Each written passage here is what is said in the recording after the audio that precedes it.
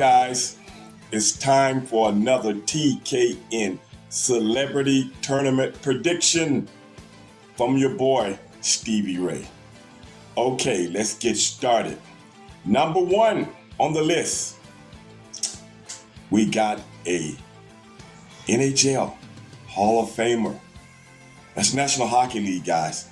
You guys know how tough these guys are. We have Mr. Grant Fuhr.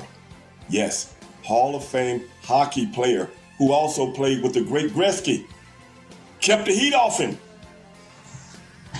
Tonight, we're going to see how skilled he really is in this tournament.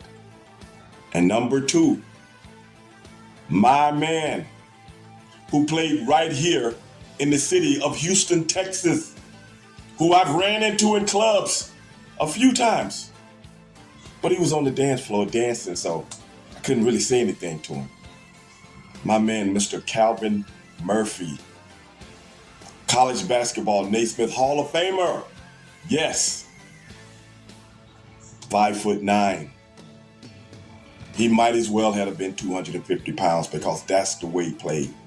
Yes, Calvin Murphy. He's number two. And last but not least, my man, Mr. Devon Dudley,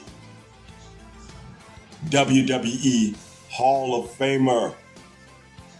We all know Devon. Testify. But you guys don't know this. His partner and my partner and all four of us got some unfinished business. And one day we might get to that business. But as of right now, Devon Dudley, WWE Hall of Famer, is in this tournament, and I know he's in it to win it because that's what we wrestlers do. Now, my predictions. I think Mr. Grant Fuhr and I think Devon Dudley will move forward. Nothing against my man Calvin, but I only can pick two. That's who your boy old Ray Dog got tonight. I see you guys, and I wouldn't want to be you guys. Not tonight.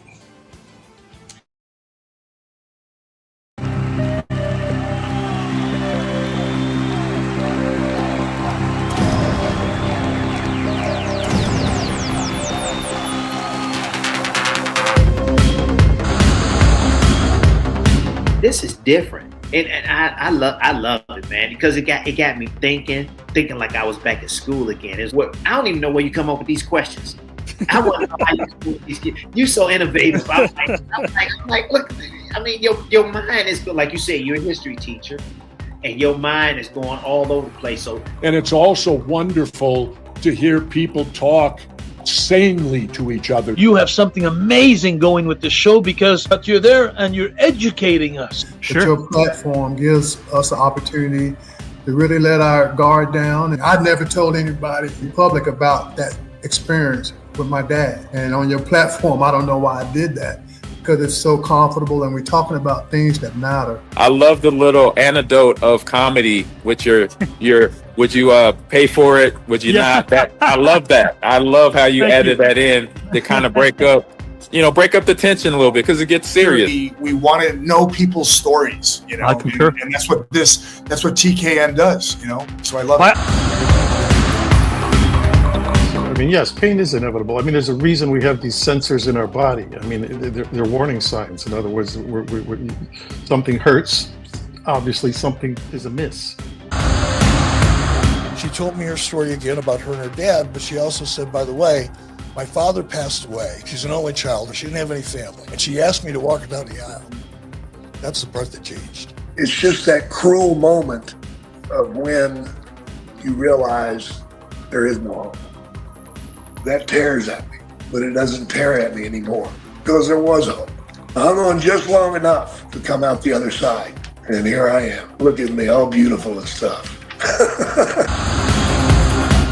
This thing has drawn me out of myself and thereby drawn me into myself. But I learned a lot. And from you, Avi, I always learned something from you. Continue to work as hard as you can because by working, Avi, you will keep yourself busy and get used to the grief. More underrated, we have Billy D. Williams, Italian men named Skippy or Unicycle. I'm sorry, Italian men named Skippy. Put me away, Avi. Archie Bunker, the mountain climber. Ralph Cramden, the yoga instructor. Or Don Corleone, the computer repair person. It's clearly an issue with the hard drive. I'm going to go Don Corleone. Where I went around, I visited all the adults first in the Stony Brook University Cancer Center, and then I visited the children. And I would say the adults were at least as enthused and joyful to see Santa. And you compete with yourself. The Joe Reed, especially working with him, taking pictures in the magazine, helping me to shape my body and educate my mind.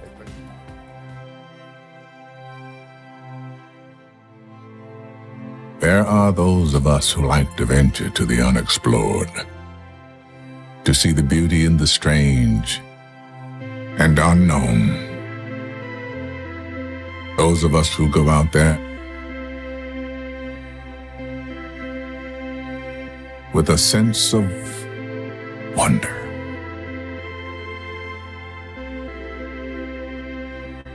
It's the magic of risking everything for a dream that nobody sees but you. Beyond this place of wrath and tears looms but the shadow of the shade. Yet the menace of the years finds and shall find me, unafraid. God, matters not how strait the gate, how punishment charged the scroll. I am the master of my fate. I am the captain of my soul.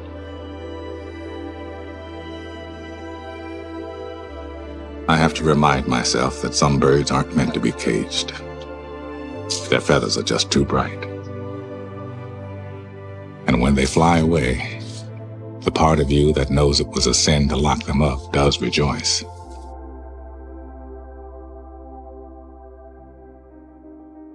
Let me tell you about a voice.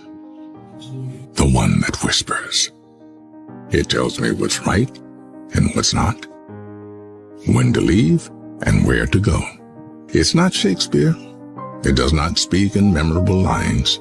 My inner voice always gives it to me straight. Tells me who my real friends are. When to say yes, when to say no.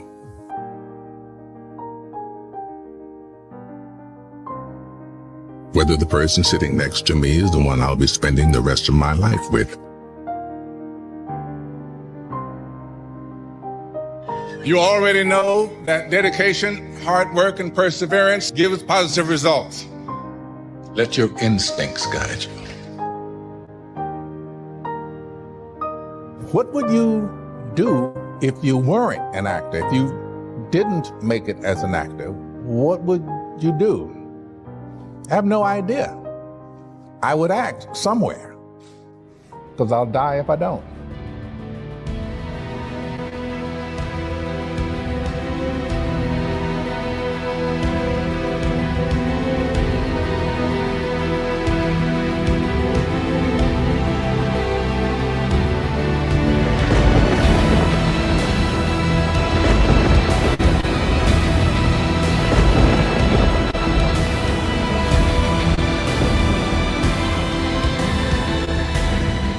A blast. I want to dance with somebody. There we go.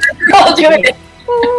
I do too right now, guys and gals. And you know, but I was going, Tom, Don, I'm a true fan. Yo, I never watched all of your movies through, Tom, because they scared the crap out of me. Love y'all, man. Pleasure. Great to meet you. Great to meet you too, Trey. Yeah, Avi, yeah. You did a great job. Hi, I'm Rick Barry, a member of the Basketball Hall of Fame and one of the NBA's top 50 players.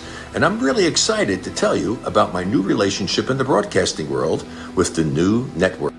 It's TKN, and a young man named Avi Klein has poured his blood, sweat, and tears into creating this new network and assembling an amazing group of individuals to co-host shows with him. Legends from every walk of life who are just bringing their knowledge and their experience and their wisdom, and this is amazing. I feel like this is a cosmic convergence of what is most important to him, and he's such a stand-up guy. Here, but with a very warm heart for Avi and thanking him for all the work he's put into creating the new network.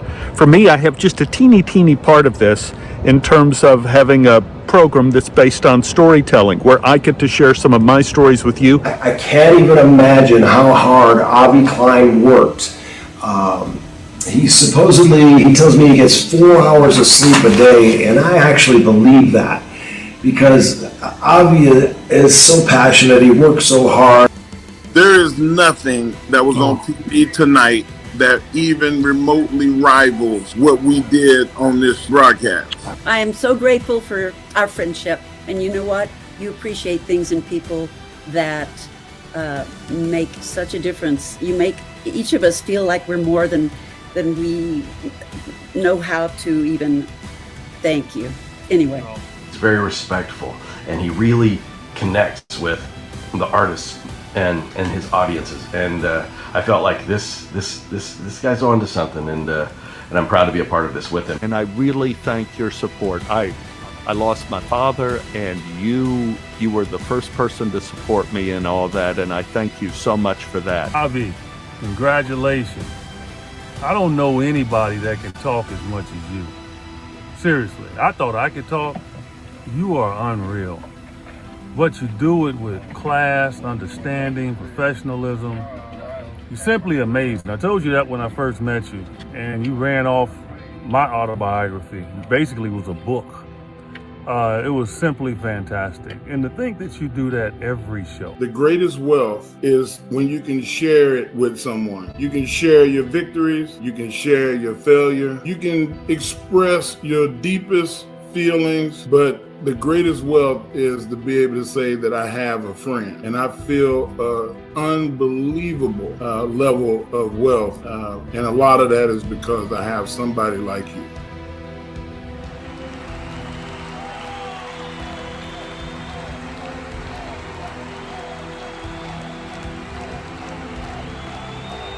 Last name Ventura, first name Jesse. I'll tell you this, Avi, you definitely do your homework. John Amos. Man, what an introduction. I hope I can live up to that. God bless you. I hope you're getting paid a lot. That was the greatest intro I think I've ever had. So I'm highly impressed. So I would give this a very high A. Well, thank you very much. I can't think of a better way to begin the new year than with you. Avi, always great to hear your voice, kid, and to hear your intros. You're amazing. Last name Davidson, first name Tommy. Nice. I think that's the best intro I've ever had. Did you have a nice time tonight in the green room? I had a great time. I can't tell you how refreshing it is that somebody knows what they're doing. Avi is a poet, but he doesn't know it, but his feet show it. You're amazing. Well, you're the best I've seen. You're the Michael Jordan or LeBron James, whoever you want to make the GOAT.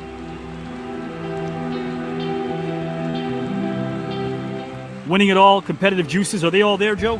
Man, the competitive juices don't stop. Oh, are you here to win the whole darn tournament? I don't play. I just win. You're chomping at the bit to get in this thing. Oh yeah, man. I've been telling you, brother. You brought up some names to me, and I was like, I can't wait. I hope they don't see me because it's going to be on like a steaming pot of neck bones, baby, and I'm not playing. Are you here to win the entire thing, my friend? I'll just say this, Avi. Winner, winner, chicken dinner. But are you here to win the entire celebrity tournament when it's all said and done? I saw a very familiar face in Mike Rotundo, better known as IRS, and he said that he was here for the winner, winner, chicken dinner, and I want to take away that chicken dinner, so yes, I want to win this whole shebang. First name Joe! Joe Smith, welcome, my friend! Oh my God, Avi. Where did you get all of that from? Oh my God.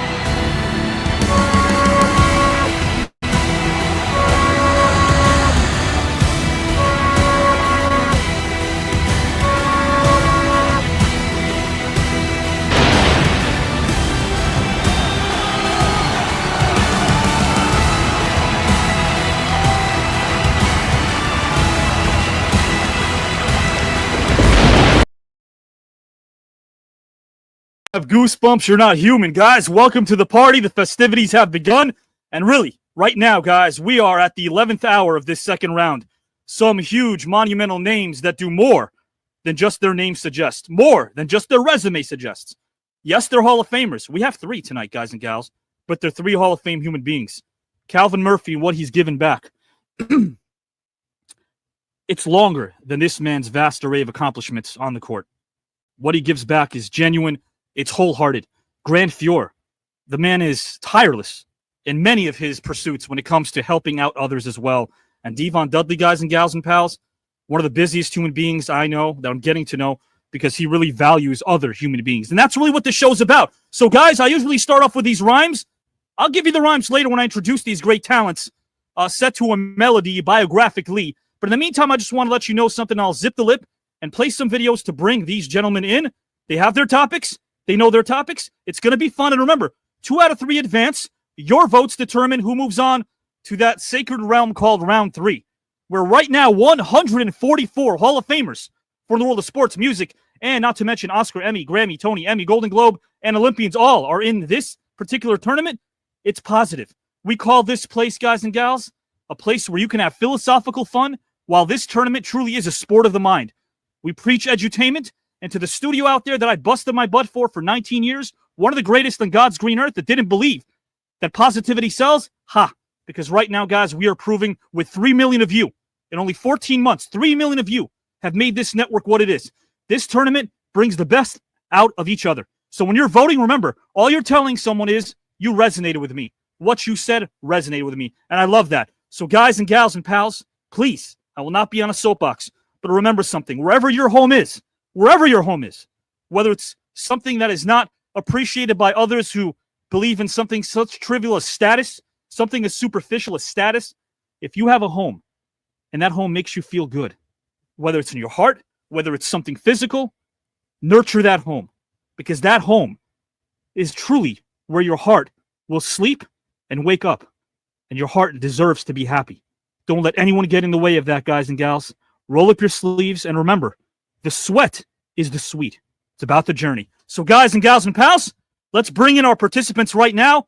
3 gentlemen who've made so many people smile, and I know they're going to make you smile as well. Let's bring them in one at a time right about now. A champion is afraid of losing. Everyone else is afraid of winning. And I have a great deal of respect for my first guest. He's class personified. He's down to earth and genuine. He's eloquent. He's intelligent. And he has a kind heart as well. He reminds us that it's not a race against anybody else, but rather the real journey is only against yourself and your unrealized potential. You have no idea what you're capable of until you test your limits.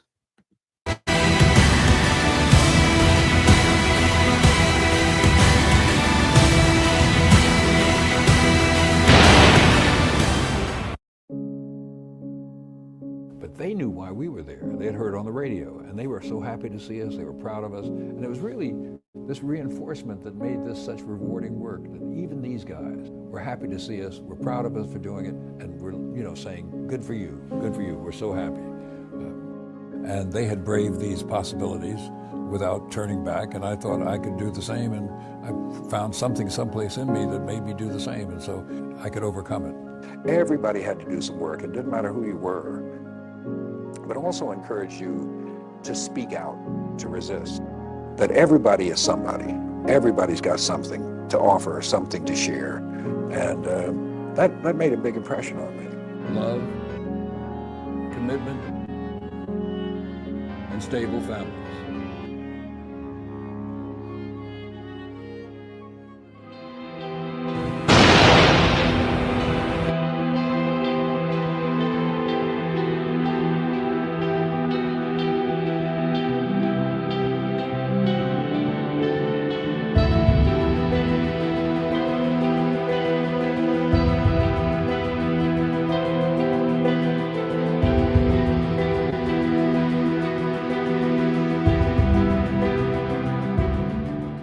As far as I'm concerned, that fight was not legit at all. There's no way that Tyson can train the way he trained, look the way he looked in his training, and then lose like that. And, war, we know, brings money. You know, there's no question about that. Every time there's a war, that's money. And, you know, like you said, we can't just blame one person for this. We really can't. You can't just blame one person on the 9/11, even if you have the conspiracy theory or not. You can't blame it on you can't blame the Vietnam War on one person. It's a collective group of people that work in the politics business that actually did all of this. Exactly, guys and gals and pals. These luminaries have been around the world and then some. They offer you their mind and their heart and their soul. And again, that's what this is all about. Peeling back the layers. We're not going to let society place these athletes, place these movie stars in a box because they're much more, again, than their resume indicates. Guys and gals and pals, let's bring in this gentleman who is quite the individual, man. He inspires the masses. He, guys and gals, is a multifaceted human being that grew up in New York, specifically Huntington. His father, Preston, was a bishop, and his mother was a pastor, Ray Washington. He first watched professional wrestling when he was 7. His thoughts upon witnessing Bob Backlund defeat Big John Studd, that's where dreams feel like heaven. For that moment, wrestling became his obsession, even as his family encouraged him to focus on his studies. I can relate because back in the day, it was all about the gals, bikes, and my buddies. They wanted him to get good qualifications so he could get a good career and lift himself out of Brooklyn. He had ambitions and chased them because victory without pursuit should definitely be considered a sin. His hard work earned him a football scholarship, but he didn't want to go to college. He was brave and courageous to chase his dreams because life experience equates to knowledge. With his grandfather's support and grandma's, he trained at the legendary Gleason's gym under the one and only Johnny Rods. He learned it all, including the psychology of a pro, because wrestling is more than merely muscles and strong bods. He worked on his first match in '92 and soon adopted the ring name A-Train. He also took various jobs to help his family pay bills, and never did he complain, despite the pain and a work schedule that was quite insane. After 5 years of struggle, he got a phone call from Rods, who told him Paul Heyman was interested in him joining up with ECW. After trying out, Perry Saturn gave him the green light before he donned the famous tie-dye blue. The next time this gentleman is here, guys and gals, which is now, I'll even delve deeper and mention why Pulp Fiction and Clubber Lang played such an important role in his early career. But let's welcome in this WWE Hall of Famer who is here and should be introduced to a hero's welcome like Shakespeare's King Lear. He's a member of the TNA Hall of Fame, the WWE Hall of Fame, the Cauliflower Alley Club, and he is a 24-time champion, guys and gals. Tag team champion, a 2-time New Japan Pro Wrestling champion, a 2-time TNA TV champion. But despite the name, the fame, and the acclaim, this humble human being's down-to-earth nature has stayed the same. So give it up for a man that is sitting on Mount Rushmore of accomplished talents like a mobster named Don, as I bring in an intelligent, kind, talented human being. Last name Dudley, first name Devon. Welcome to round 2 of the tournament, my good friend. What's going on, man? Hey, the intro was better than the first one. How you come up with that? Listen, you should have been in pro wrestling. If I needed a manager, you would definitely want to take. Oh, I appreciate that, man. I'm very humbled, my friend. I'll tell you this, man. I mentioned this. The easiest screenwriting I've ever done was writing intros for you and for Calvin and for Grant and for everyone in this tournament because there's so many things I can write about you. There's so many things I can tell about you. But the one thing that I think tells the biggest story is your heart, my friend, and I've seen it on full display. Thank you very much. And the pictures that you had with my kids and my wife, I haven't seen those pictures in a long time. So where you got that from, I have no idea. My friend, it says so much about you. It's all about family. You've raised some beautiful kids, some intelligent kids, successful, just like you. My friend, I'm going to ask you the age-old question, but before I do want to say this before I bring in Grant and Calvin as well. You know, you're well-traveled. Would you agree that training young talent is just as, if not more rewarding than receiving a personal accomplishment or an accolade? Absolutely. To see somebody accomplish the things that you've accomplished and to be able to take the business to the next level, that's something that I take duly to my heart, and I love every bit of it because that's why I opened up my wrestling school here in Winter Park, Florida. I can't wait to talk about that more. And guys, again, Devon is such a hard worker. He rolls up his sleeves every day, and that work ethic is contagious. I'll ask you this. Speaking of work ethic, it's mind-blowing. Something like this tournament's never really been done. When I conceived this thing a few years ago, my vision was to make sure we have fun, educate people, and make sure that we remind the masses that we can do it in a positive fashion. But at the end of the day, 15 grand, 5-day, 5-night first-class trip to Greece. For the person who wins this tournament, this sport of the mind, only one out of 144 are going to win this thing. Will it be you, my friend? I think it will be. I think I'm ready. Listen, 24-time World Tag Team Champion, have accomplished everything in every organization I've ever been in. Why not do it here? I love that. I love your attitude. The attitude of gratitude, as Mr. Devon Dudley reminds us. I'll put you backstage and bring you right back, my friend. You got it. We appreciate Devon Dudley, guys and gals. To know him again, to get to know him, this guy's all heart, and I love that. And I could say the same thing about the next two individuals. I'm bringing in Calvin, and I'm bringing in Grant. And Calvin, last year, man, his stories wowed me. As a basketball junkie myself, I mean, we're talking all the way back to people like Bob Rule. We're talking all the way back, guys and gals, to the late 60s and early 70s when the San Diego Rockets were doing their thing before they were in Houston, trying to get there, trying to elevate themselves as a franchise. This guy took them to heights unknown. And then just like that, when he stopped playing ball, you know what he did? He carved out a Hall of Fame broadcasting career. I mean, think about that. Think about how he illustrates everything so well. Man, this guy, guys, is not only just entertaining, but he's so multifaceted. To know his background, your jaw would drop. But I promise you, when you know what he gives back, that's the essence of who this man is. It's the essence, guys and gals. But right now, I want to bring him in, and I want to play this video right before I do, because gratitude's in action, and he's class personified. He's filled a blank canvas with beautiful works of art, several layers of magnitude deep. Guys and gals, I hope you can go beneath the surface and watch this man who's both honest, creative, consistent, and very, very virtuous.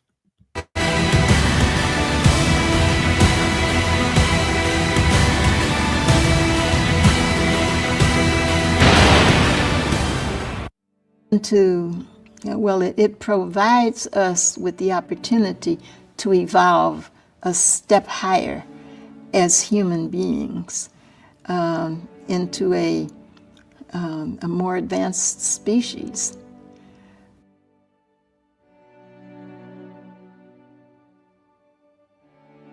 I felt like we are not called upon to succeed. We are called upon to do our best. Because we needed to do our best, but the other thing is we need not stop until we have succeeded. That social change can be brought about by using energy produced by love. The emotion of love produces energy as well.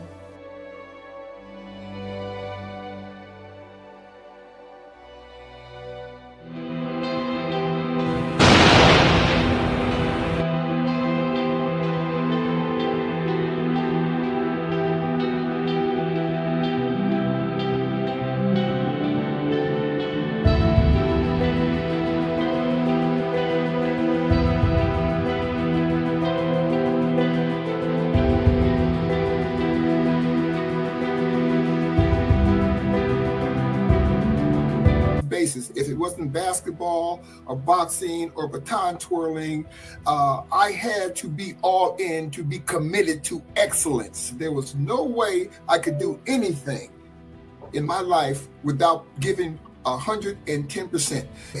And of course, going down into his game room, you had to see this big boulder that his house was built over with his picture that was ingrained in this boulder, and his legacy that he's left written underneath his name. And then you sitting there wondering, what could you do to be like a Jackie Robinson?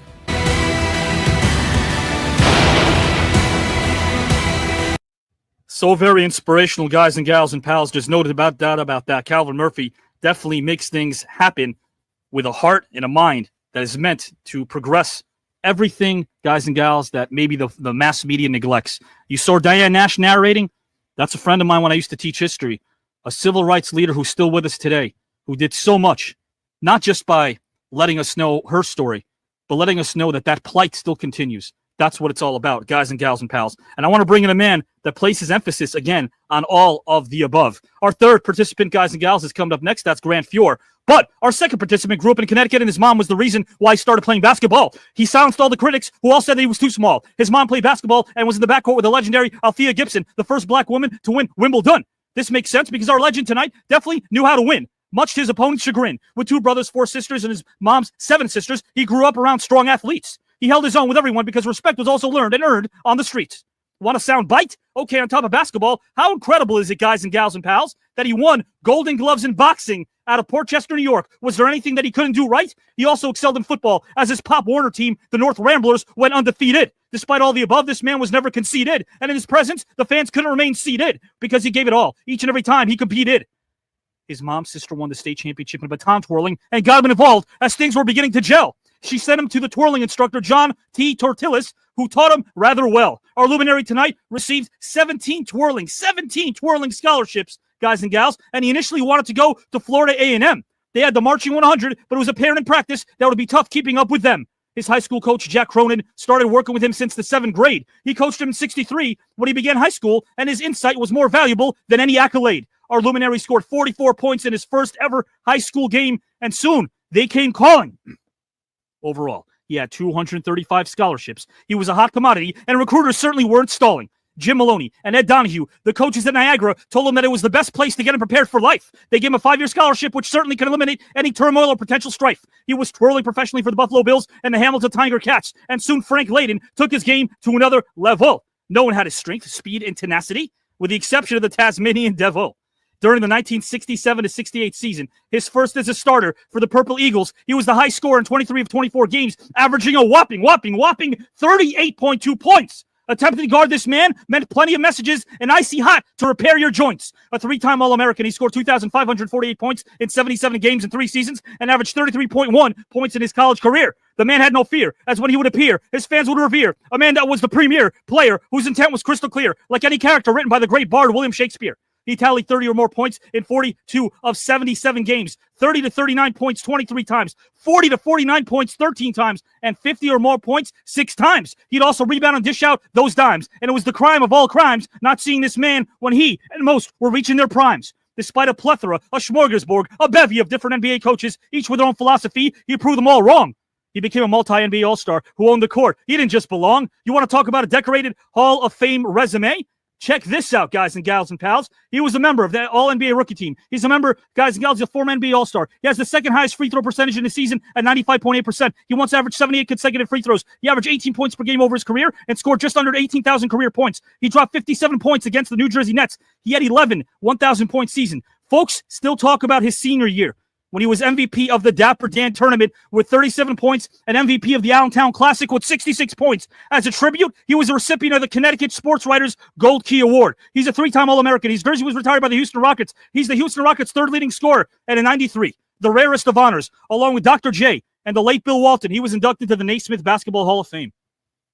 There is no doubt that Leroy Vaughn and Leroy Saylor, who ran the Carver back then when it was just a little band box on Harbor Avenue and Butler Street, are so very proud. It's because his heart and philanthropy work speaks mighty loud. So let's greet one of the NBA's all-time greatest, a man who made the fans grin. On the court, his objective was to win. He was fearless regardless of the danger, like the late Steve Irwin. The only way to stop him was to clone him or pray that he had a twin. They chant his name from here to Berlin. His enchanting play on the court is like magic performed by the great Merlin. So put your hands together for a Hall of Fame human being and player. Last name Murphy, first name Calvin. Welcome to the second round, my friend. Wow. If I had you as an agent, I'd be rich right now. I wouldn't be working at 76. Where you been, G? My goodness. Thank you, my friend. And to bring back the names that are responsible for me sitting here talking to you today, brings emotion into my heart, brings tears to my eyes. It's beautiful to be back with you. Thank you. Likewise. You're a beautiful human being, and you've done so much for so many. When the camera's off, Calvin Murphy does that. When the cameras are on, he does that. And guys and gals and pals, that's what real is all about. Calvin, man, I'm going to ask you the same question before we talk about Greece and winning this whole thing, which is, I get goosebumps when I think about this. One person out of 144 to win the whole tournament. But then again, winning people over by reminding them that we can have conversations about these topics and let them explore parts of themselves they never thought they could. I don't like that celebrities feel like they need permission to show people that they're just like them. We're all people. We can all relate to one another. Does it feel just as magical to see a smile on a youngster's face, as you've seen, as it is to win anything personal, my friend? Absolutely. The reason I'm sitting here with you today is because of the people that I grew up under in Norwalk, Connecticut. And the one thing they asked me to do, if I ever made it, to reach back and bring somebody along for the ride. And that's these youngsters here in Houston, Texas, in 3rd and 4th and 5th Ward. They are the reason that I find it's good to get up out of bed in the morning and have a direction for that 24 hours that I'm getting ready to embark upon. I am a champion for these youngsters. And I'm not talking about the Phi Beta Kappa. I'm talking about the youngsters that need love, the youngsters that need a second chance, the youngsters that don't have a dad, the youngsters that just want somebody to embrace them. That's what my life is about right now. I love that. And you know, again, I think people should understand that you've been doing so much in the community for such a very, very, very long time.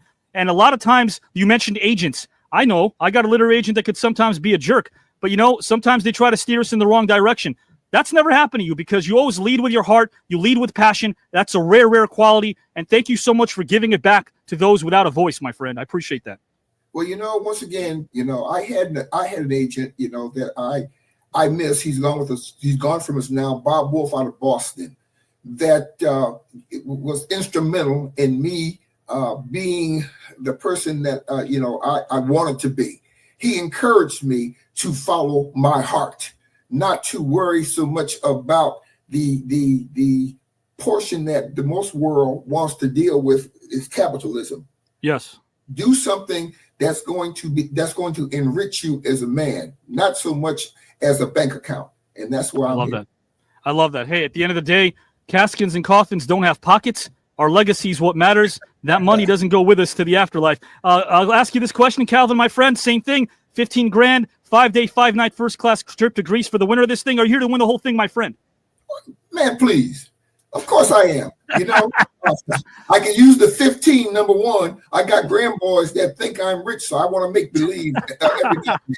Number two, you know, years ago, I did the world clinics for the NBA. I went to 49 countries to teach youngsters. Wow. Teach coaches how to teach youngsters the proper way to play basketball when they were trying to make this whole thing global.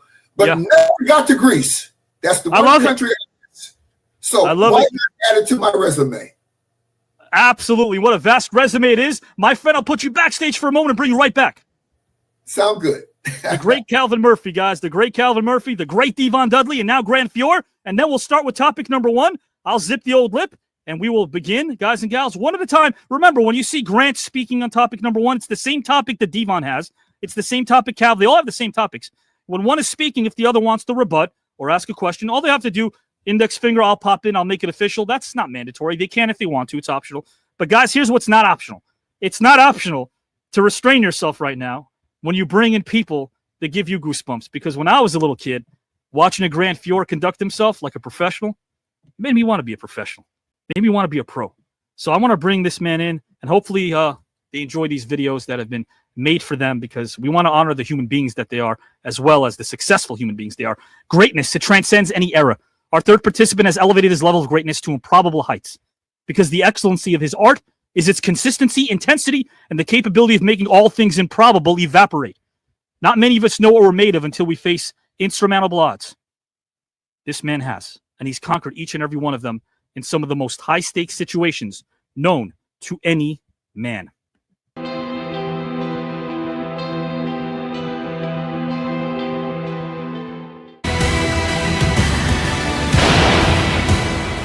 He was our first pick that year, and we're surprised that Andy Moog had played so well and he was still just a kid. But in saying that, his first day in practice, we knew that this kid was different. We could see that he was special. He was an incredible competitor. Our group of guys, from Messier to Curry, myself, every single guy, when we practiced, we tried to score every shot. We shot hard and we shot high.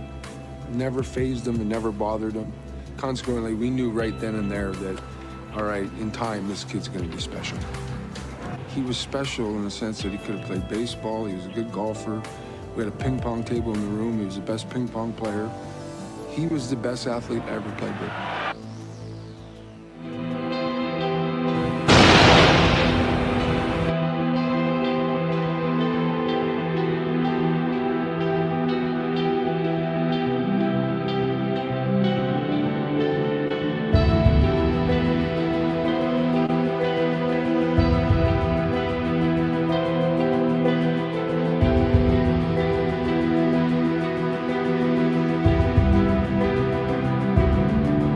That I was 100% committed to being as good as I could be playing hockey. And anything outside of that, at that time, didn't matter. And I forgot to take the enjoyment of it. And I think that's one of the biggest things. You got to look and smell the roses. I mean, you got to enjoy the walk, enjoy the time, and get it for what it's worth, and appreciate everything I had done, everything I'd gone through.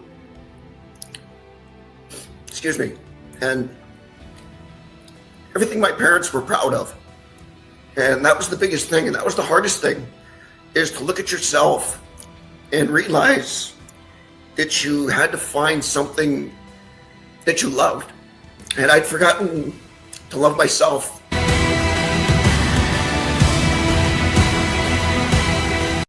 Well, for what it's worth, a lot of people love you, man, because you give it. You give it in spades. That love that he provides. Guys and gals, our third participant tonight is from Alberta, Canada, specifically Spruce Grove.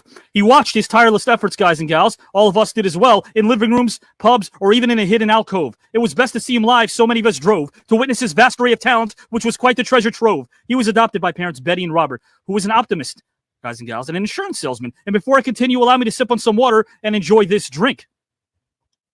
That was okay, but you know what I think? It wasn't as enjoyable as being able to turn my basement into a makeshift hockey rink. That's right. His father allowed him to do that as he played with a soft puck and a stick. He got his first pair of skates at age 4, which is quick, as most of us at age 4 would rather have our fingers up our nose as we'd endlessly pick while watching Saturday morning cartoons, which are considered quite the relic. In Saskatoon, where the family lived for 10.5 months, his childhood was filled with glee, as his father made a backyard rink during the first winter snap, and he skated endlessly. Even as a 7-year-old, he knew he would excel, as he announced to his family that he would be a goaltender in the NHL. He had a natural ability from a tender age and was very well coordinated. He was truly dedicated and elated, as his coordination even outstanded his teacher in grade 1, as they dictated that he was special indeed, as during days and nights he skated and concentrated, as our eyes would soon rejoice and appreciate the wonders of all that he created, as he demonstrated an elevated, understated level of excellence.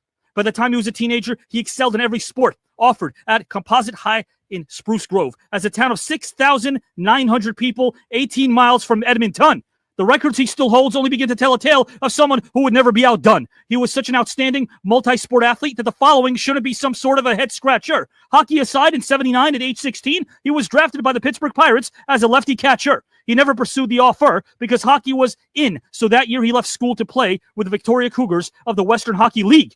His style was as diverse, and he never met a foe named fatigue, like when the Soviets battled the Germans in World War II, using their own tack against them, known as the Blitzkrieg. He was 5'9", with strong legs, good eyes, and hands that defied description, and soon many would rejoice.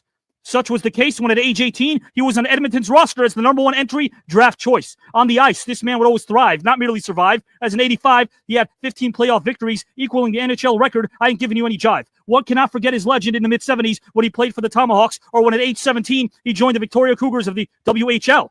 His opponents would look up, and upon seeing him, they all wished that they were on a universe that was parallel. This man was a first ballot Hall of Famer. So let me read some of his mind-boggling, out-of-this-world's accomplishments and accolades. He played in the NHL All-Star Game in '84, '85, '86, '88, '89. As an Edmonton Oiler, he won the Stanley Cup 4 times in 5 seasons, from '83-'84 to '87-'88. He was a workhorse, and in '87 he accumulated a league-leading 4,304 minutes played and 40 wins. And get this, he earned a Vezina Trophy as the league's best goaltender and was a runner-up to teammate Wayne Gretzky for the Hart Trophy as the NHL's most valuable player. During the '83-'84 season, he collected 14 points, which still stands as the single-season record for most points by a goaltender. On October 22nd, '99, he defeated the Florida Panthers to attain his 400th career win, only the 6th goalie in NHL history to reach that milestone. And fittingly, in his first year of eligibility, he was selected to the Hockey Hall of Fame in 2003. He holds the NHL record for most assists and points by a goaltender in a regular season and playoffs combined. He holds the NHL record for longest undefeated streak by a goaltender in his first NHL season. He holds the NHL record for most assists in a single season by a goaltender. He holds the record for most games played by a goaltender in a single season.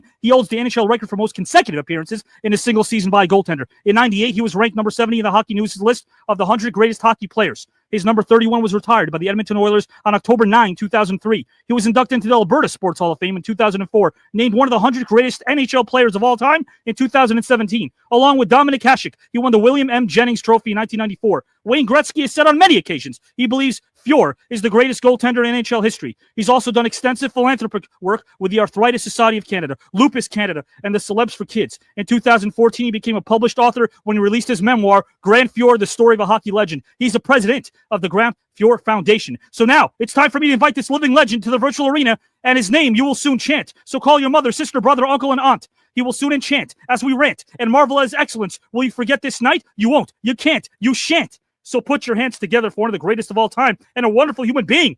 Last name Fuhr, first name Grant. Welcome to round two, my friend. Avi, always good to see you again. I'm definitely going to get you to write my next job resume, though. I mean, that's the beauty of that. Something tells me you're not going to need it, man, because, again, I love asking the question to Calvin and to Devon, and they're about to enter this virtual arena, but it does feel good to give back. It almost feels like I put this post the other day. If you can't find your own smile, make sure that you can give somebody else theirs. That's a good approach to life, isn't it, Grant? Oh, most definitely. I mean, I think if you can give somebody else a reason to smile, then you have a reason to smile. So I think that's kind of the goal of life, is that you want to make it better for the people behind you. There's so many foundations that you champion, and there's so many voices that you are able to inspire. Again, the voiceless now have a voice thanks to you. It does feel better to give back than to receive, right, Grant? Oh, most definitely. I mean, somehow I managed to get talked into being the president of the One Valley Foundation here now in the desert for the hockey team here that I'm working for. So, you know what? The more opportunities you get to give back, the better off you are. Well, the Fuhrs, guys, they are an incredible couple. You guys are such a great team. I love your positivity all the way. I want you to know that from afar here in the East Coast, in the Northeast. My friend, I'll ask you the same question. 144 luminaries in this celebrity tournament, 6 rounds. One will win the whole thing. Would you like to be that one, my friend? Well, you know what the fun part is? I enjoy winning. So that doesn't change.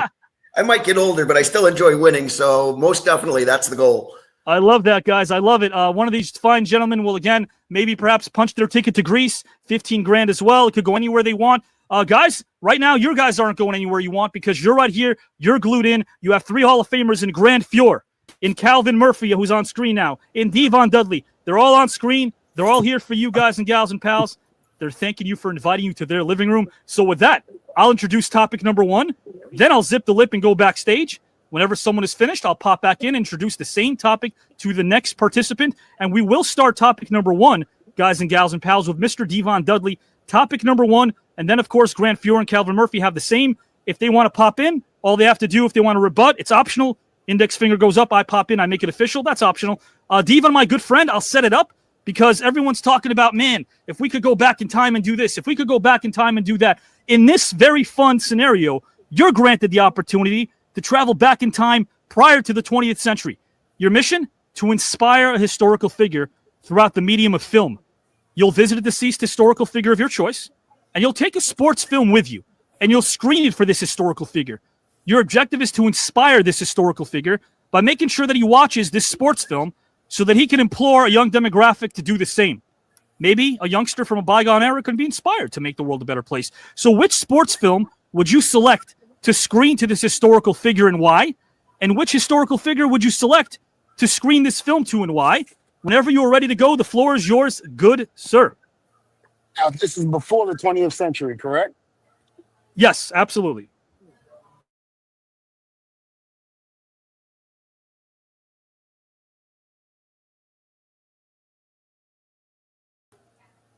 You know, me personally, I look at it as it's not just the 20th century.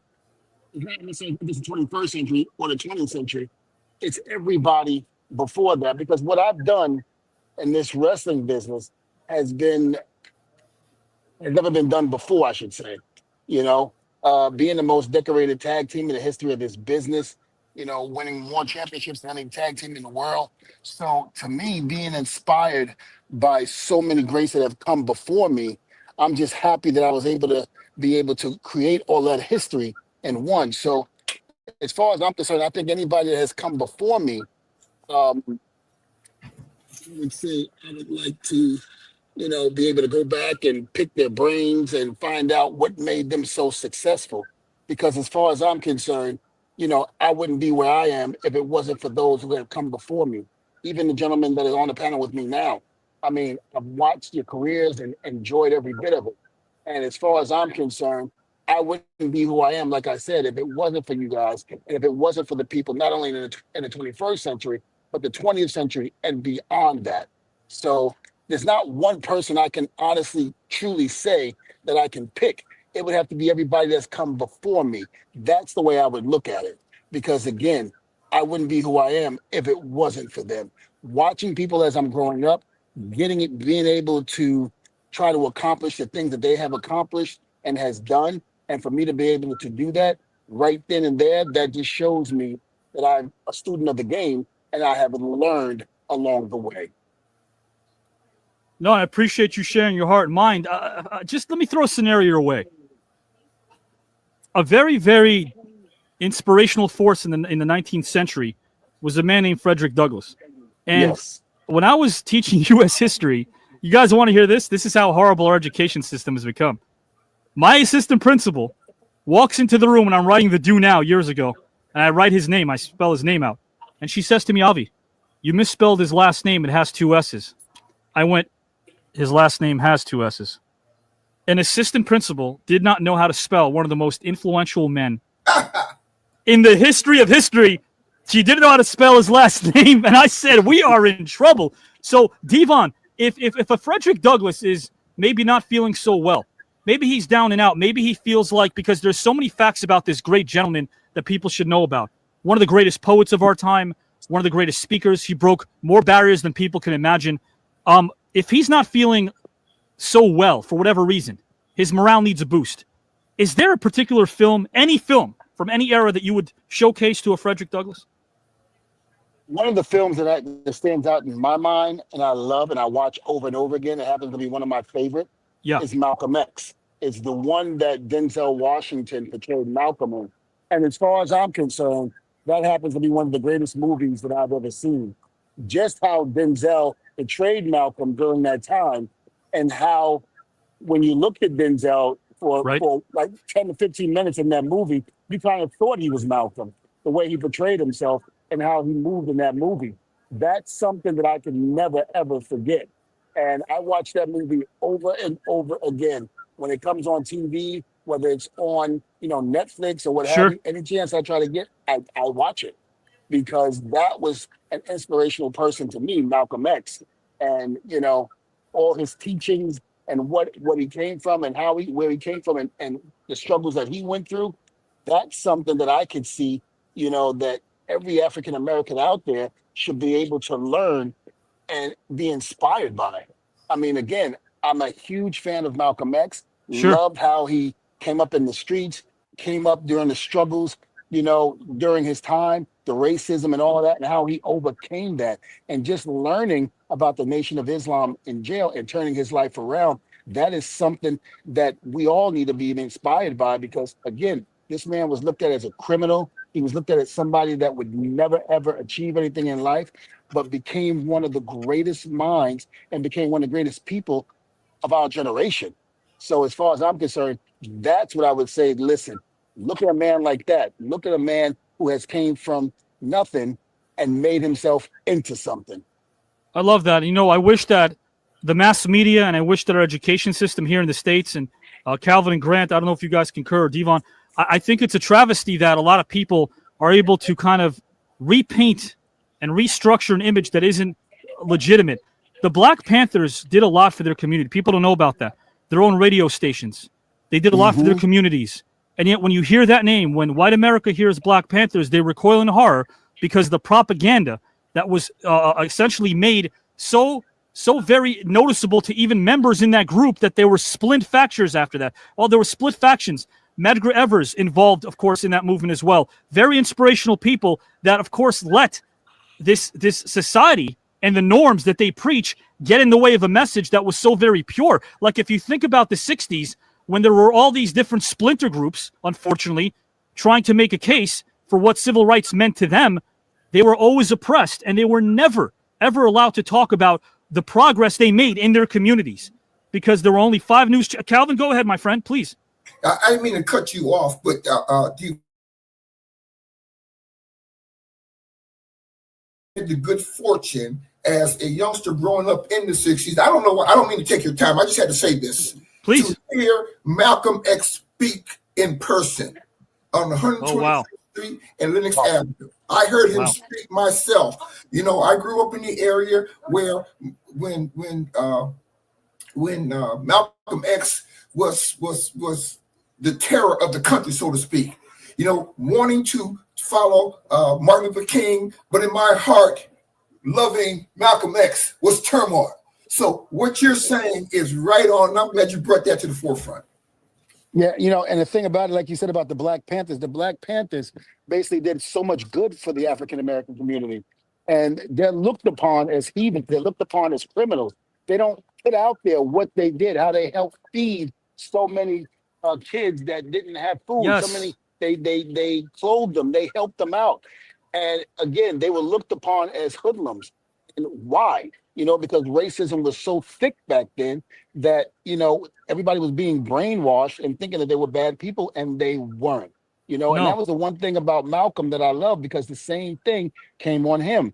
You know, he's a tyrant. He's prejudiced. He's this and he's that. No, he's not. He was defending African Americans that were being unjust back then. And when nobody else would stand up for him, he would. Yes, and he organized Black urban centers, communities. They were self-reliant. They were proud. They were healthy. They were strong individuals, and white America didn't want to see that. If you think of the wiretapping back then, it wasn't just Martin Luther King Jr. who was being wiretapped by J. Edgar Hoover, which is a crime, and it's a shame that happened. But as soon as Malcolm X started going into the communities and telling people we can be self-reliant, not militant, that's, again, a word that did not come from Malcolm X. That's a word that did not come from the Black Panther movement. The word militant was not even something that they uttered. It was something that CBS News, Walter Cronkite, and white America tried to push upon all of us. Calvin? Yes, it's unfortunate that a person like Huey Newton, who started the Panther Party, got involved in drugs. I had the good fortune once again to be in his company in a club during my NBA years in Oakland.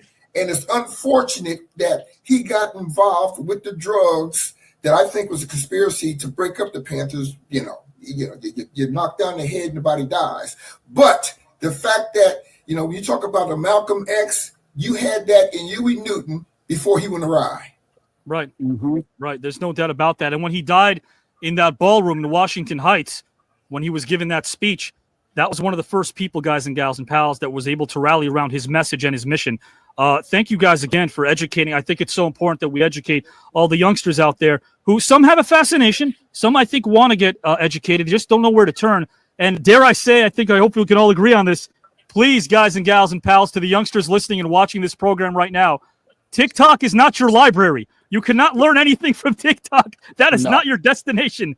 Don't go to TikTok for knowledge. I promise you. But hopefully Grant and Calvin and Devon are educating you as they do every single day of their lives. I will throw the same question and same topic next to Mr. Calvin Murphy and then Mr. Grant Fuhr. Calvin, I'll ask you the same question, my friend. I'll introduce this to our audience in case some of them are just popping in right now. And thank you guys, 3 million strong. You guys have allowed this dream of mine to come to fruition, to bring 3 people together like Grant, Calvin, and Devon. And again, have a fun time. We'll have a fun game coming up, but educate you in a way that, again, this administration right now, guys and gals, that administration, a future administration, they don't want to educate us. They want to dumb us down. That's how they stay in control. So if you want independent thought, go ahead and get it. If you want independent thought, go down that rabbit hole, do some research, and hopefully you can do it with us, and we'll have some good old fun along the way. Calvin, you're granted the opportunity to travel back in time prior to the 20th century. You're going to inspire a historical figure through the medium of film. You're going to take a film with you, a sports film with you, to inspire this historical figure. Which sports film would you select to screen to this historical figure and why? And which historical figure would you select to screen this film to and why? Whenever you are ready to go, the floor is yours, good sir. It's interesting that you brought up Frederick Douglass, because I'm going back to 1863 when our 16th president, Abraham Lincoln, freed the slaves.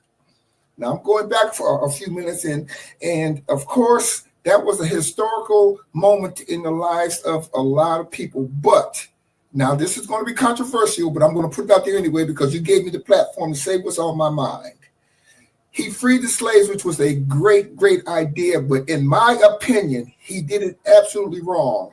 You can't turn people out with nothing, because now that nothing makes them have to survive. then they've got to do what they do to survive. And because of it, we as a people, the black race, had to steal, had to borrow, had to do whatever it took to maintain a direction for the future. Now, what I would have done with this historical figure being our 16th president, I would have taken him a film like the Jackie Robinson story. You know how big I am on Jackie. The Jackie Robinson story, to show him what happened 240 years later because of the mistake made in freeing us. You know, when you look at the racism of today could have been altered if we had been given the opportunity to have some land, to have some education, to be a force in the nation that we helped to build. So with that, taking that film back to show him what had occurred from his wonderful Emancipation Proclamation that went awry, I think would have been instrumental in him doing what he did, but doing it in a very different way, having the masses to buy in on his idea of taking these people that have been enslaved for so long to show them that they had a direction in this nation that they were helping to build and to make them a viable entity in what was going to happen in the future. Yes, and there's nothing controversial about the truth. Nothing controversial about the truth. Thank you, Calvin. We need more of that, and I appreciate what you and Devon have brought to the table. And again, you're right. Lincoln's objective was not to free the slaves. That's contrary to popular belief, so maybe I'm saying something. Hey, to our sponsor out there, Progresso, sorry, but not sorry. I know you guys trust me, and I just want to say this.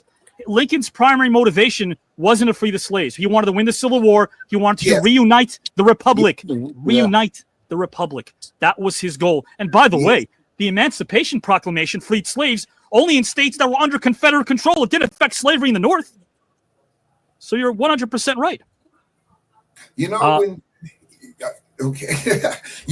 please.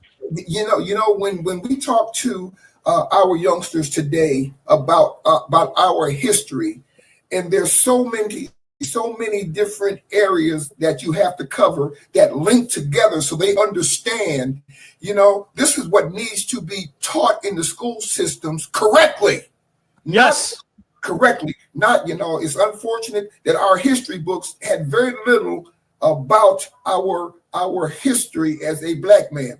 I graduated from Niagara University. My sophomore year, I was the only black on campus. Come 4 years later, there was about 100 of us.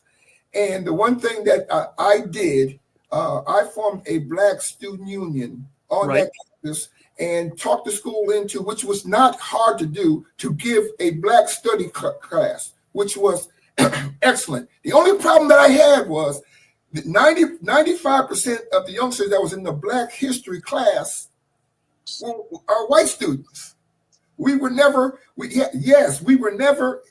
taught to be proud of ourselves, you know, to learn the truth about ourselves. Now, there's some good, there's some bad, there's some ugly, but the fact is, it's still history. And this is what I try to instill upon our students at Niagara University. By the way, the best thing that ever happened to me as a man was Niagara University. They taught me how to be a proud black man in a white world, how to go out and not be afraid to stand on my own 2 feet and to be a leader. And with that being said, here I am 56 years later, still a part of that university. You know, when you look at everything that has evolved in the black world, in the black community, that we don't know the truth about it. It's devastating to me at this point right now. I look at my grandchildren. Sure. I look at them that's in the hip hop generation, the rap generation. Instead of spending all their time listening to garbage that's not going to leave them a legacy, we need to take them back in time into history. You know, when I listen to the music, what does that do? Does that enrich our minds as youngsters? No. And I'm not just talking black. Good point. I'm talking about our youngsters across the board. Yeah. Let's get them educated into yesterday so we have a better tomorrow. I love that. I love that. Yes. Thank you, Devon. I actually, when Calvin was saying that, I was thinking it. but I would never impede upon Devon from saying it. Oh man, Jackie Robinson, the only player to have his jersey retired by all the teams, and that's a great honor as well. I'll say this because I think it's very important for our audience to know. You know, you're bringing up so many great facts. I'll share a story with you. I've mentioned this on the show before. Diane Nash was one of the most inspirational people I ever met, a freedom rider, Calvin. Someone that, again, you were around the freedom riders. You were around so many people that helped the movement. Diane Nash met my assistant principal, that same one I was telling you about her, earlier. And when I introduced her as a speaker to our school, I said, this is Diane Nash, one of the original freedom riders, one of the only surviving freedom riders. My assistant principal looked at her and said, oh, hi, and then went past her. Wow. The next day, I promise you, even though, of course, there was some red tape, the next day I decided to leave. I stopped being a history teacher at that point. I dedicated my whole life to screenwriting for the studio because I couldn't stomach what she did to Diane. Someone who was a part of something that, as you mentioned, Calvin, helped society at large. It didn't help one group of people. She stood up and reminded all of us that we can be better if we just all try, if we try to be better, if we make the effort. You got to remember, ignorance is a disease, first of all. For someone to embarrass history that way by just walking past. You know, I watched the movie just the other night, the movie called The Butler. Great movie. Yeah. And the one part of that movie that got me emotional is when he was sitting there with his wife and they announced that there was the first Black president, and what it meant to him, for what he went through, what he's seen in the White House all those years as a butler. When you sit there and think about what every individual goes through individually when history is being made, it's amazing. But the fact of the matter is, you've got to embrace it. You've got to understand where you are in that moment. You know, absolutely. My mother, God bless her soul, I just lost her a month ago. I'm so sorry. I appreciate that, but she fought a good fight. She's from North Carolina, and listen to her over the years tell me about what she went through as a youngster in the South, and what direction we need to take, you know, as her offspring was, you know, I started thinking about those things which most youngsters do after they're gone. You know, what did she leave me? And I'm not talking about in money and property. I'm talking in legacy. I'm talking about in knowledge. What can I leave my children that she left me? And the thing she left me was about the history of this great nation, of these great people, and how to take it to the next level. I love that, and I know she's smiling down on you. Lost my pop a couple of months ago, and really, Calvin, what you're doing right now, and I could tell what Devon and what Grant are doing. I have this adage that I use, a tagline. This is a place where strangers leave as friends. Yes, and that sounds sappy, but I'd rather be sappy than cynical in this world, right? Absolutely. Grant, I had no idea the great man you are in the sport of hockey. Yeah. I had the good fortune, it was my rookie year in San Diego, of meeting Willie O'Ree. There is a good man. Yes. I met him, and I was, you know, I played Pee Wee hockey. I'm from North Connecticut, and it was a part of our free sports. You know, I was an ice skating fool, you know, until I saw that puck skip and knock Donald Care Bear's teeth out. And I was doing hockey for that. Man, Calvin did a lot. Golden Glove boxer, of course, baton twirling. He won't mention, I will. But guys, Calvin addressed Grant, and I want to do the same because I concur.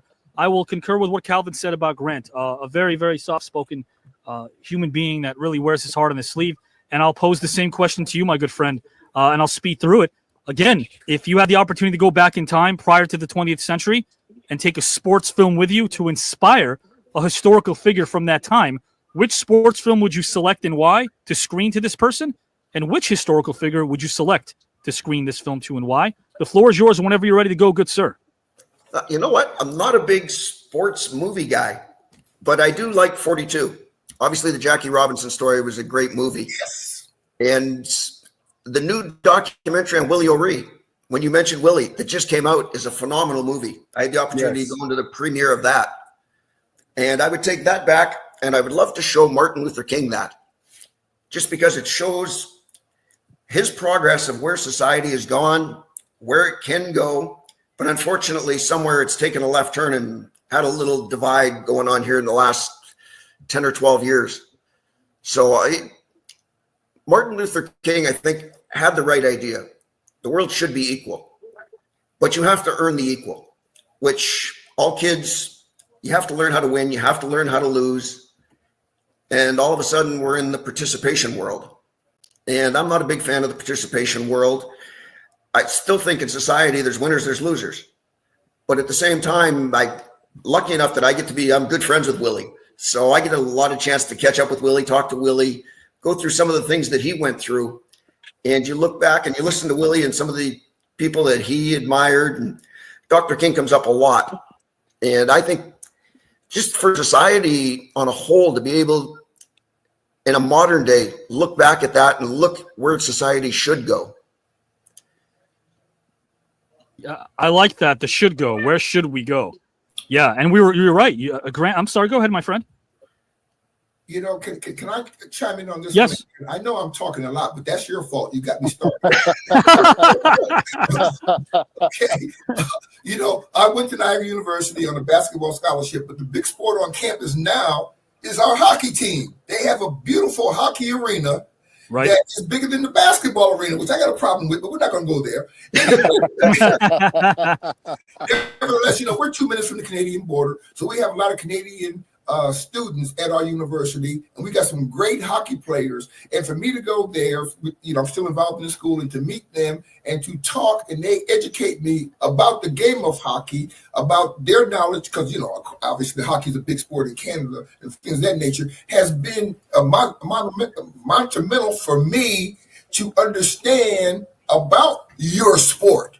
I had no idea. I played it as a kid. I loved it, but I didn't understand the history of hockey. Now, I say that to say this. While we're teaching our kids about basketball, baseball, wrestling, or whatever, we've got to educate them on what was done and said to make the sport what it is today. And I learned that just being at Niagara University when Niagara University became a big hockey school. Yeah, most definitely. And the game's still trying to grow. I mean, Tennessee State this year just added the hockey program. So I'm really interested to see how that goes in a predominantly black college. Right. I mean, as the game grows, more and more people are getting involved. And that's still a big part of what I like to do. I want to see the game grow. And you know, I'm sorry, Grant, go ahead, please.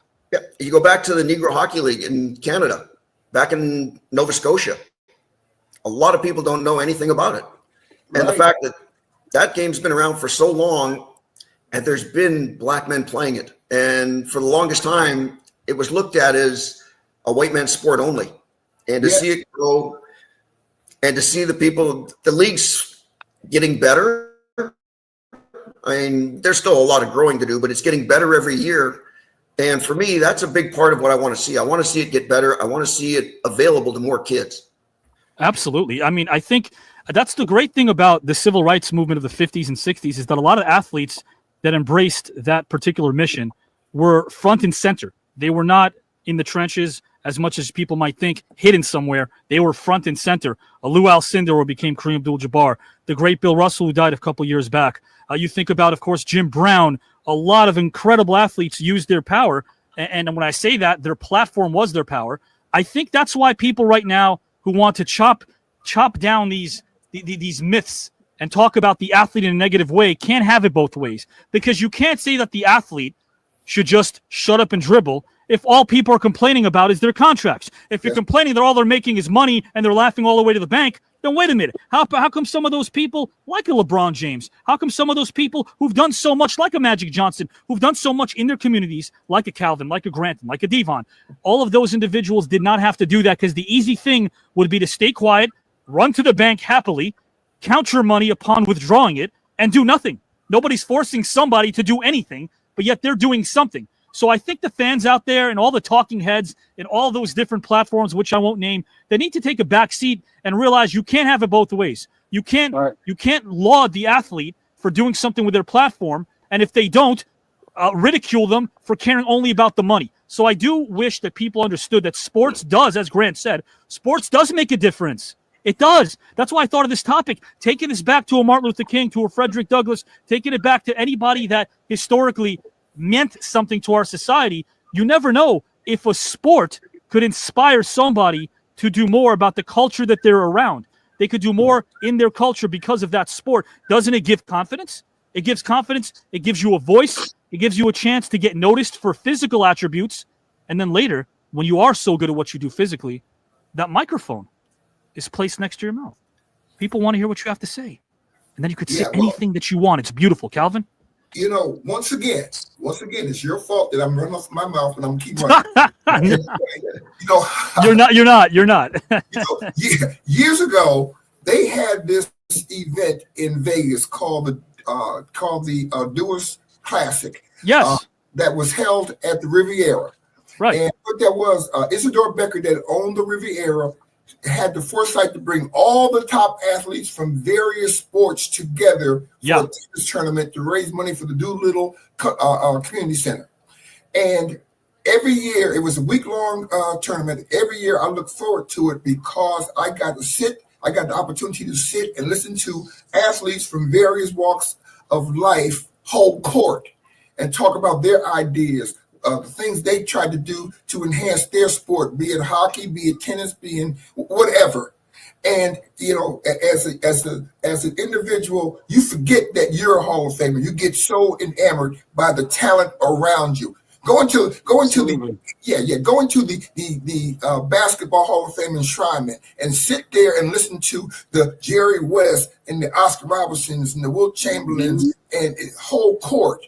I mean, you get chills going down your back to hear their ideas about life. Forget about the sport that they're playing, but them as a man, them as a woman, them as a person, to give you the ideas that they would love to put into play if they had the opportunity. So right now, listening to Grant and Devon, I mean, you guys can't never get rid of me now. I'm going to follow you forever.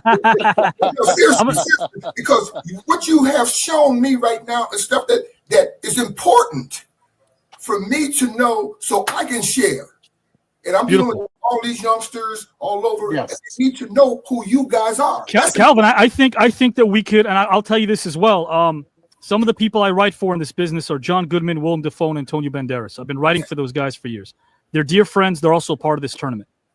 I told them something that I put in a script in a project they're all involved in. And the line that I wrote was, if you can give somebody any sort of hope, and you could do that by not saying a word non-verbally, then they're well on their way to success.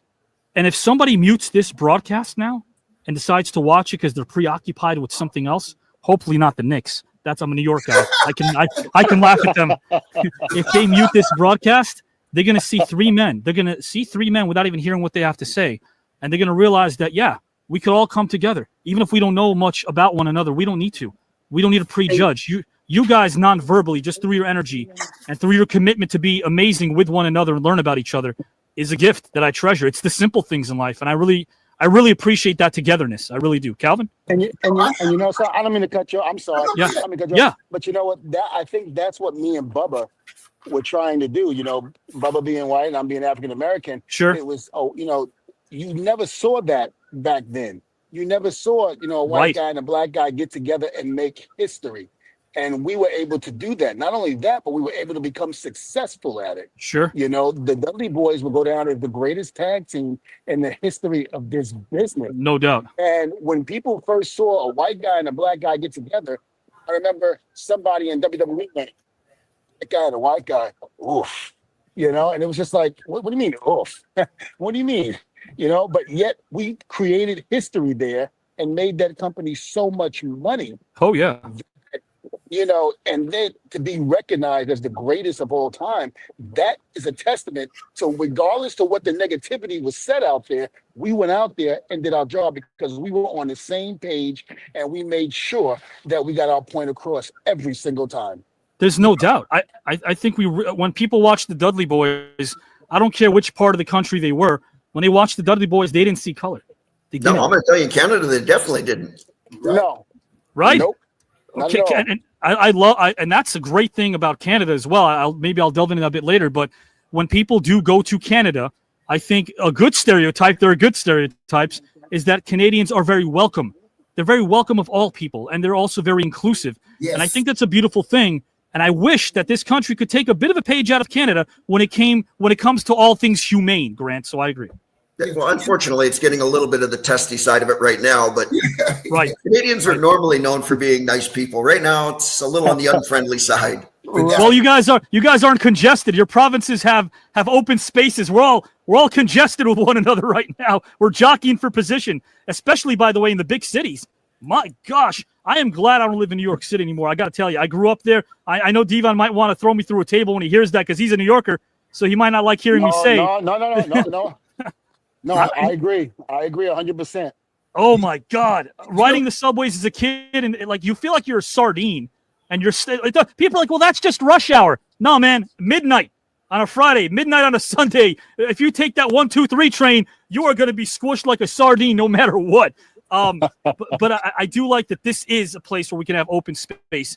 Guys, we're going to transition to topic number 2 with Grant, Will, Calvin, and Devon. Then we're out of here because topic number 2 is the final topic. But before we do that, I want to play something for Grant, Devon, and Calvin. 60-second video while they're on screen, while they're here, of those that we've lost, participants who've been in this tournament and in this network who are no longer here, and we were going to always pay it back to them. Trio of options for Gallagher, more underrated than why? Sauerkraut, Henry Kissinger's deep, soothing voice, or dogs wearing sweaters? I like dogs wearing sweaters. Did you have fun? Yeah, I haven't done an interview in 20 years. What a great man he was. Mr. Sizemore, first name Tom. How are you, my friend? I could turn the volume lower if you'd like next time. If you'd like me to do that, Tom, I could do that. Wow, that was something else. I don't know what I can do now. Oh, please. That was terrific, man. Thank you, my friend. I appreciate that. And what, as charming as a guy that you are, man, and as honest as a guy as you are, and as down-to-earth as a guy as you are, you played a character that isn't so down-to-earth named Scrooge in college. You played Scrooge. And of course, I feel like a thespian should rely on their instinct. Do you feel like you rely on your instinct a lot as a storyteller as well? I mean, playing Scrooge at that young an age was, when I think about it now, I only way I could have done it is I was relying on my instincts. You know, I could have done it any other way. Okay. More underrated than why? Unicycles, Italian men named Skippy, or sophisticated dinosaurs? What? More sophisticated dinosaurs? Yeah, I want to say the sentence, Italian men named Skippy. I just want to say Yeah, Italian men named Skippy. I just want to say the sentence, Italian men named Skippy. Yeah, something you'll never hear, yeah. Did you have fun? Did you have a nice time? I had a great time. It was ball. Yeah, man. I want to do it again. This is great. I just think it's going to be, a lot of fun for people. I don't think people like this on the air. I don't think really. No, there isn't. I just think it's going to be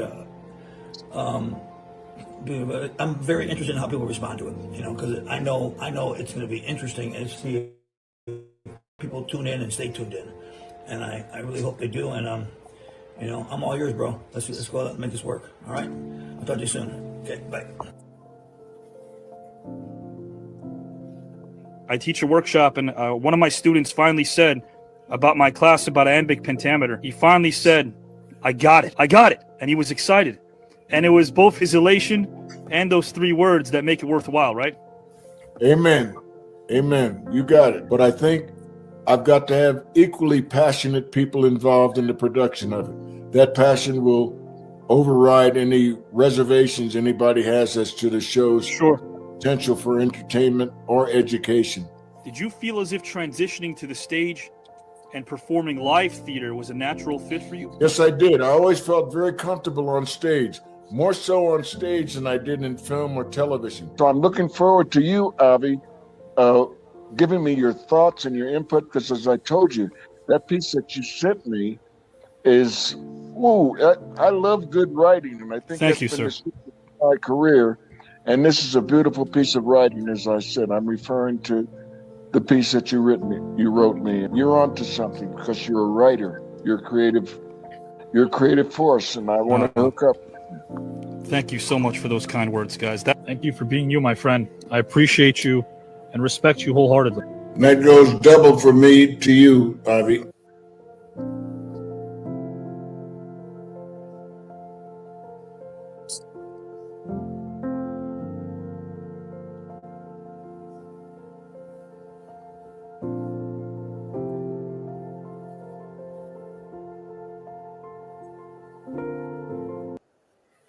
I know my dad's having a really cool time sitting here amongst us. I know that Calvin's dear mom is here with us. I know that all the people we've lost are enjoying these new friendships we're forging. And you know what's cool is we're doing it through this device that's seemingly so lifeless.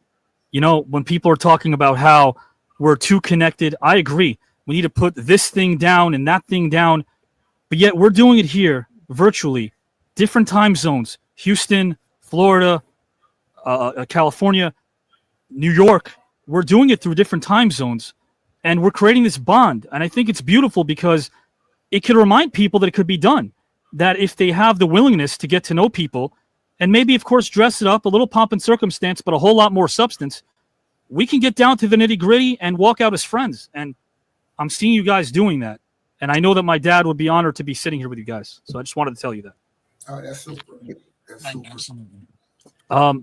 Guys and gals and pals watching us right now, you know, we tell you that we give you entertainment and education, a little bit of education we gave you. Now a little bit of entertainment before topic number 2. This is a very quick game. I call this game, I would pay. I'd pay. And Grant, Calvin, and Devon in this game, they would choose which option of the 3 they would pay for and why. They're wacky options. Of course they have to be. They're not options you're ever going to run into in any other walk or space of life. But in these 3 options I provide them, they would let me know which they would pay for to see and why. So we're going to start with Grant Fuhr with these 3 options, my friend, for you.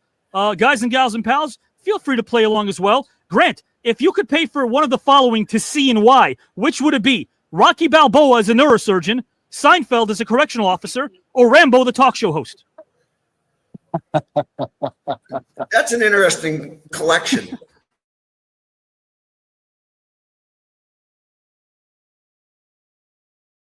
Would be good.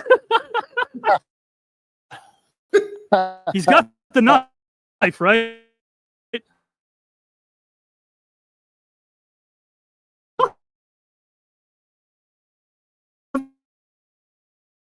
Devon, I'm going to go to you next, my friend. Rocky Balboa. We'll switch it up. Rocky Balboa, the talk show host, Rambo, the neurosurgeon, or Seinfeld, the correction officer? I'm going to have to go with both Sylvester Stallones. Remember, my character comes from L. Jackson from Pulp Fiction.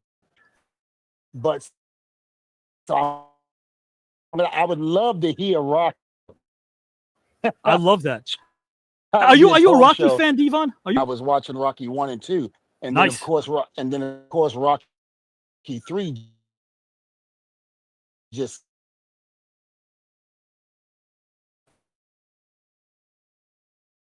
man, that man would not stop talking.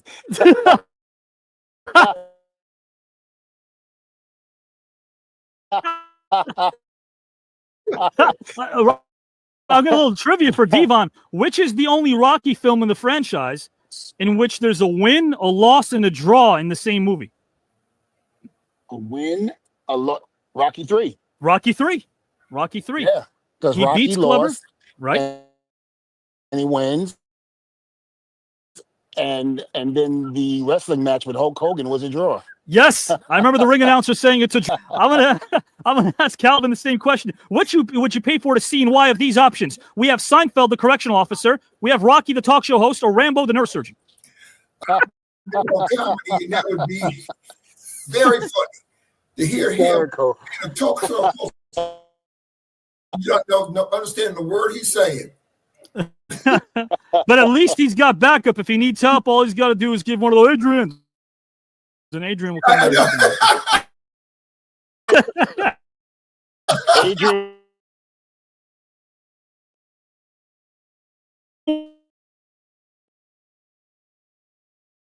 210, Big Bird the Bounty Hunter, or Conan the Librarian?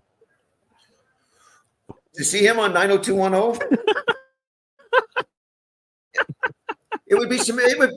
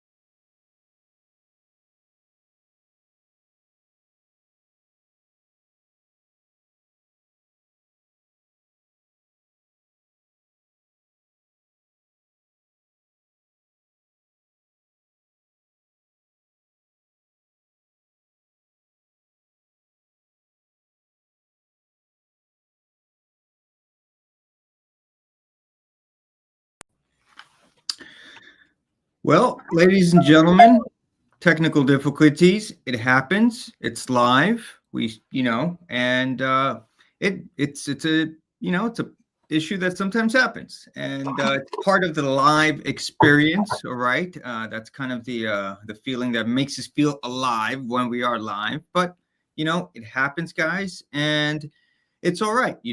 It's completely all right. But that said, I mean, the conversation we've been witnessing thus far, Giselle, I mean, your thoughts? I can't even. Yeah, so this was a fantastic topic to begin this evening. And we don't always have athletes talking about sports, films, or sports related activities and media. But this one seemed so perfect for them because it combined different types of sports with history. And Calvin Murphy has proven so passionate about both. I'm not saying officially who I'm voting for yet. I'm just saying he might be tough to beat in that first topic. I mean, I was excited. I mean, I've been excited watching Calvin since he just came on screen. I mean, watching Calvin this time around, I mean, he's just a passionate guy, and he keeps on blaming Avi for getting him to talk so much. But it's been amazing. Hello, I'm here. Hey, Miranda. It took a second. I'm on though. I love it. How's it going? I know I've been watching, and it's been amazing, and I'm really excited. Sorry, I'm inserting myself in the conversation. Okay. We were just mentioning that, I observed that Calvin has just been really on fire since the minute he just came in, and it was been awesome to just watch him. Yeah, he was just on it. He's like, I'm sorry, I'm talking so much. But no, like that's amazing. And he was giving really good insight and good points on everything. And he's funny. It's kind of the entire point of this conversation and this network is to have conversations. So if only one person is talking, where's the conversation part of it? So I love that he kept interjecting and was listening and had so much more to add to what the other competitors were saying as well. So Calvin Murphy, do not apologize for that. That is exactly what we are here for. As you said earlier, this platform, and you are using it to your full advantage, sir. So keep going. Right. Yeah, guys. And just to put this out there, speaking of Calvin, we didn't get a chance to hear his topic number 2, but we will be hearing his topic number 2 next Saturday, guys. Again, technical difficulties, they happen. This is what happens with live, exciting live stream television or content. But we are here. You guys are here. Allison, I love the games too. Yes, Allison, thank you. Yeah, it was so exciting that it couldn't contain us. That's what happened. It just like blew up. That's what happened. So, hey, the return of I'd Pay and More Underrated has been a highlight these past few weeks. Yeah. You can tell they enjoy too. The choices they come up with. Last week we had Beetlejuice as a runway model. Yes. Who doesn't want to see Beetlejuice as a runway model? Think about that. Think about that striped suit. I can't. That's just so funny. My favorite is always. I know. What about his hair? And I mean, I don't think he needs makeup. I think no, he doesn't. And my favorite is Italian man named Skippy. I'm gonna get over that. Italian man named Skippy is a classic. I think I particularly enjoy sophisticated dinosaurs. I think there's some wordplay we can do with that. Like, can you imagine a T-Rex drinking tea? A T. Oh my gosh, his little arms. That would be quite sophisticated, right? Yes. But yeah, the games have been really fantastic. I think they help loosen the competitors up. Mm-hmm. Yeah, well, guys, we've been talking about the amazing Calvin Murphy and so much of the energy and intelligence and passion he brought to the table. I know you guys are excited. You want to hear where he's going to go with topic number 2. and you will get to hear that, guys, next Saturday. Okay, Calvin's topic number 2 will be playing next Saturday, guys. You will not want to miss that.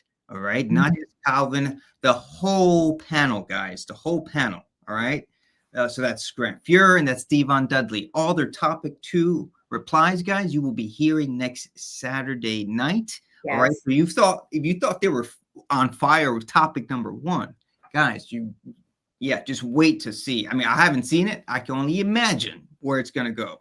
Topic number 2 with all 3 of those guys. Look, that first topic was amazing. So I can only imagine how thought-provoking topic number 2 is. And we are going to have all of them back next week so they can finish their match, because one will be eliminated. Remember, this is a second round match. There are no ties in this match. One person will be eliminated and 2 will advance. So we need that second topic. So, and your vote so that we know who is moving on to round number 3. Yeah. And there'll be actually, word is just in, there'll be another matchup next week as well. Yeah. So there's going to be the second half of this matchup and another matchup in one night. That is going to be a huge double feature. An amazing show. I can't wait for that. It's been a long time since we've had a double feature of a match, a twin bill. Yeah. Way back at the beginning of round 1, maybe, but whew. Yeah, Howard, it's gonna be killer. next week, a full match and topic 2 of this one. What do you think? It's a double jammy. I mean, it reminds me of like those great days where you would go to a movie and right, you pay for one, but there's like 2, you pay for one, but you get 2, right? But in this case, it's free per view, so you're not paying. Free per view, yeah. I'm amazing. So a double feature. I mean, that's gonna be amazing. I can only imagine the bevy, in the great words of Avi Klein, the array. Smorgasbord. Double trouble, as Julio Negron said. Double trouble. Double trouble. Good night, Jacques. Thank you for being. Well, we're not over yet. We're still here, and we have a lot to discuss, because did you hear these 3 on this first topic tonight? Yeah. It was really inspirational. The people that they brought up and what they were talking about, and how we always say that, TKN is edutainment. This really showed that tonight. We learned a lot and it was very entertaining. I got here from what I remember, Calvin Murphy would go back to 1863 and he would go show Abe Lincoln, the Jackie Robinson story. Just think of the visuals of that. Calvin Murphy showed up, to Abe Lincoln's private headquarters or private quarters and be like, "Hey, I'm going to show you a movie." No, I mean, again, it just goes to show how much passion Calvin has for Jackie Robinson and what he was able to do for. I mean, the amazing work and pioneering work he was able to do for baseball, not just on the field, but for what he was able to do for African American athletes. Definitely. Always great. I mean, Giselle, what do you think about that? You can't go wrong with Jackie Robinson. So any of these historical questions or sports film related questions, he's always going to be a good pick. He was the only person whose number has been retired by every single team in Major League Ball. The only person. How special do you have to be to have your jersey, your number retired by every single team? That's insane. Yeah, that's Where does that happen? When does that happen? How does that happen? It's incredible. And to think of the day-to-day dangers I'm sure that he had to face. I can only imagine what that was like. But I think that's so much of what I think Calvin respects. And I think he mentioned the first time he was here, he was at his at a wedding with Jackie Robinson. And I mean, I can only imagine the stories. At the minute maybe Jackie starts talking, you just sit down and just listen to these amazing stories. I mean, you imagine that? It's wow. I would, that's definitely one where I would give anything to be a fly on the wall for. I love that so much. And you don't often know you're in the middle of history until way after the fact. Sometimes there are cataclysmic events and you can realize it, but sometimes it's as simple as meeting someone you never thought you would. Yeah. And then when they sorry realize what a gold mine you were sitting on, being able to be in the presence of that person and hear them speak and listen to their stories and their upbringings. Oh, gosh, Miranda, who would you love to be a fly on the wall for, or who would you love to sit down with and have a conversation with? Wow. That's a big question. And there's so many different people. I guess if we're talking about like influential people that change things, someone who was born like before me, I guess, you know, like I think maybe she might have died before me too. I don't remember, but well, she died before me, but like before I was born, Princess Diana would have been really cool. Yeah. Sure. Yeah, she was great. She did a lot of philanthropy there, and a lot to show us that we're all the same, and that we don't need to be afraid of differences. We don't need to be afraid of people who are different. Yeah, Yeah. she broke the mold with all of that and didn't really follow a lot of like what the rules were for her for like being a princess, you know. She met with a bunch of different people, went to different places, helped people. I think if I remember correctly, she also had like her own like mental health struggles and issues, like her marriage and other things. And, you know, it was really nice to see that, you know, she was giving back. And then eventually, you know, the tragedy happened. But that's a whole different story. Was she killed? Was she not? I don't know. That's a different story. And that'll be an interesting conversation. But Yeah. I also just want to add, so not only do we know that Calvin Murphy was an amazing basketball player, but apparently he played hockey as well. So it was really cool, that moment where he acknowledged, you know, we talked to Grant Fuhr, and he acknowledged the amazing impact that Grant Fuhr had also on the NHL, being, you know, one of the first African Americans in the NHL, and that was a really cool moment between Calvin and Grant. What do you guys think about that? Oh wait! Oh, nice. Oh, Jacques! If I am honest, someone irritated me by always praising how great he is. Oops, no negative, Jacques. Who, my friend, mon ami, are you referring to? We want to know, Jacques. Who are you referring to, my friend? Let us know in those comments. I know you're still sticking around. So who is that, Jacques? Who annoyed you this evening? And is that because you think they're competition now? Because I know you want to win this too, because $15,000 and a trip for 2 degrees. Howard, Miranda, who doesn't want to win this entire competition? I know I do. I mean, you heard it from all three competitors today. They were pretty adamant about how bad they wanted to win. You know, and I gotta say, Jacques is taking notes. I mean, he's a few competitors. I mean, I'm sure there are many watching, and I think that's amazing. But I'm sure Jacques is also taking notes at each competitor he's watching. I would love to kind of get a little glimpse of Jacques' notes. I would love to. Yeah. But no, Jacques is amazing. Always great to have him in the comment section. Super positive guy, and Nathalie as well. So, Jacques, we send you love out there, buddy. Thank you, Jacques. Excited to see you back on. Yeah. Well, he's in round 3.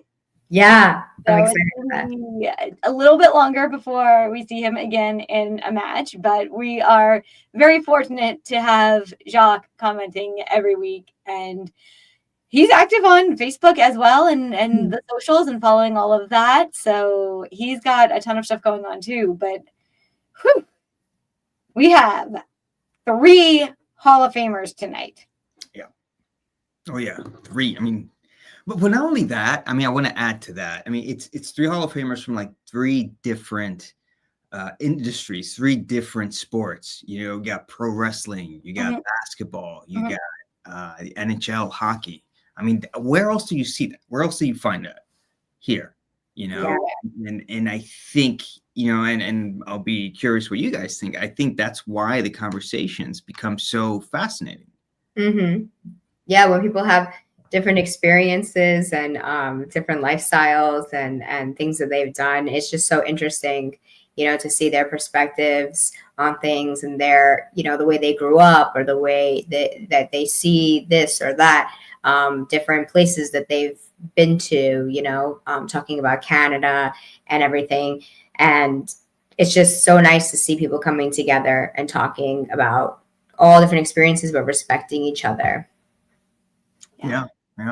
That's the number one thing. And they're always able to find these little connections. Mm-hmm. They're always able to find these little moments of, oh, wait, oh, you did that too. Oh, wait, you know this person too. Oh, oh. And those are always really fun to see. You see the recognition on their faces, and then they realize, I need to get to know you as well. So we tout every week, strangers become friends, and we see it so frequently, so many times. Mm-hmm. And it's so true. Like, look at the conversation they're having this evening, all four of them. It's incredible what you can do with two little questions. Yeah. I know. I mean, I always say it. I mean, Avi's topics are kind of like the catalyst, you know, that starts creating these amazing moments. And speaking of Avi's question, what did you guys think of Grant Fuhr's response to the first topic? He said he would go back and show Martin Luther King this recent Willie O'Ree biopic, I think. I'm not sure, biopic or documentary, to show him the progress, right? But also how we have kind of taken a curve as well. I don't know. What do you guys think of that reply? Wow. Yeah, that's a big question. Oh, Joe, hi. Joe. Hey, Joe. That's a big question. I haven't seen the biopic, so I'm not sure. Like, I mean, he's right. Like, we've come a long way. There's still a lot more that we need to do and things that we can improve on, right? I do somewhat agree with the whole participation thing. Like, that's a different I feel like that's kind of different in a way, but like that statement that he made, I somewhat agree with that, because I do feel like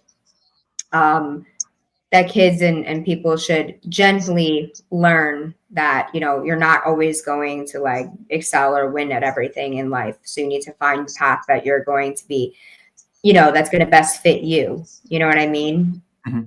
And what you want in your life. So might not be soccer or whatever the case is, you know, which is, Joe, we're very happy to have you here. And speaking of being happy, Joe, we see you smiling.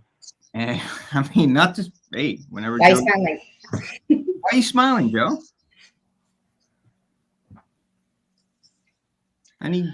I know something you don't know. Ooh, what's that?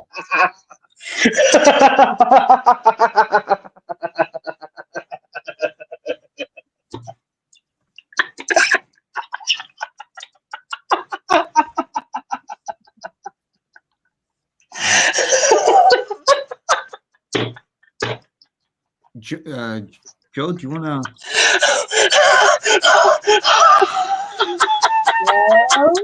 Joe, we're live right now. Joe, okay, calm down and just a little more. No, bro. Technical difficulties. Joe, hey. Joe, I don't understand this. What are you laughing about? This is not normal laughter. Take a deep breath, Joe. This is like movie villain maniacal laughter. No. Unprofessional right now. Yeah, we're live. Miranda showed up. Giselle showed up. I showed up. Okay, we're having a great conversation about what just transpired. Where you're coming from. Joe, did you even just hear anything Howard said? No, he's back to this. Howard, he's back to Oh this. my God, I can't believe this is happening. We already had In enough tonight. 2 weeks' time, in 2 weeks' time,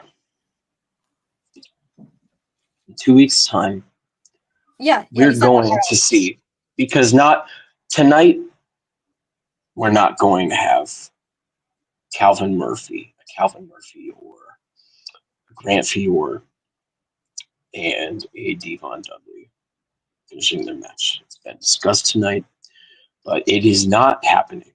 In fact, next week. What?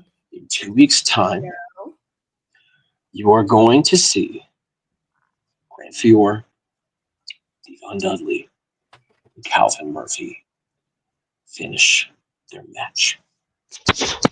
You'll get to see the second half.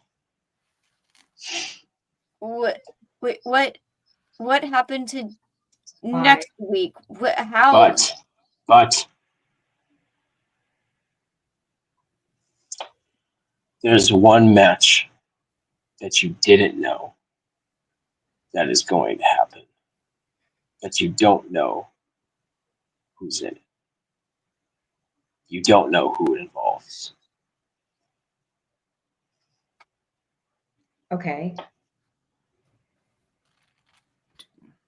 Do you know, Joe?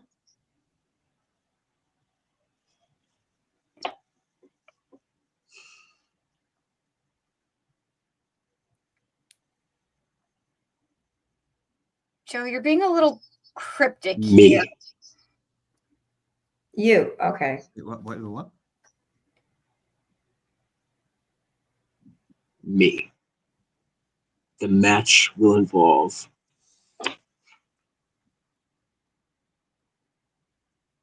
me.